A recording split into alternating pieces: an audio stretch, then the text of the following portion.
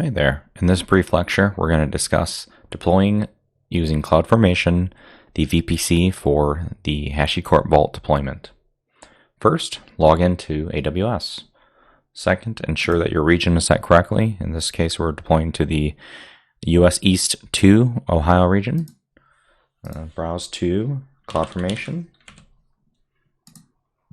In your external resources section of this lecture, you're going to see the CloudFormation :2AZ and VPC. And then first we'll click that link and download it. And actually we can reference this directly in CloudFormation using the S3 URL. Just if you copy the link in the external resources, you can go ahead and paste it right into Amazon S3 URL. Select template is ready. Push next. Enter the stack name. You can just call this VPC. I'm just going to call it VPC-demonstration for this case. Enter the second octet of the class, VPC class. So 10 dot your number .0.0/16. For this example, we're going to do a .1. Set any tags that you may need. For example, billing or related to that. Set an IAM permission, identity access management, if you want it to execute under that role. And then our stack policy is normal. No, our rollback configuration is set to default, which is fine. We don't need to be alerted via SNS to a topic when it's completed as we're watching it.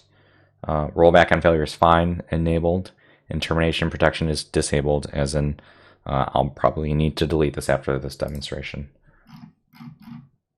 Okay, scroll to the bottom to create stack. Under events, you're going to see the stack creation in progress.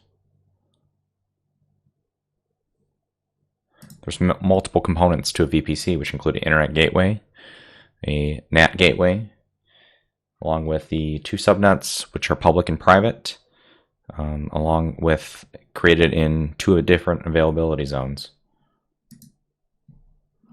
There's access control lists, network ACLs, that determine which traffic should be allowed into the public and private subnets.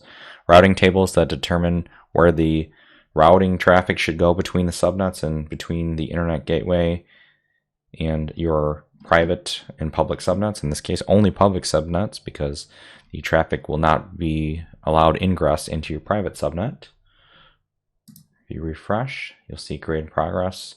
You can see it's not a flowing update list, but rather an event starts, and then you'll see it later in the list to be created. For example, route table association be public is shown here as create complete. And then now you see create complete. We browse to VPC. Now you see 10.1.0.16 created with your CIDR blocks 10.1.0.0/16 along with all the necessary components for a successful VPC. Feel free to move on to the next lecture as we continue to set up the AWS environment. Thanks.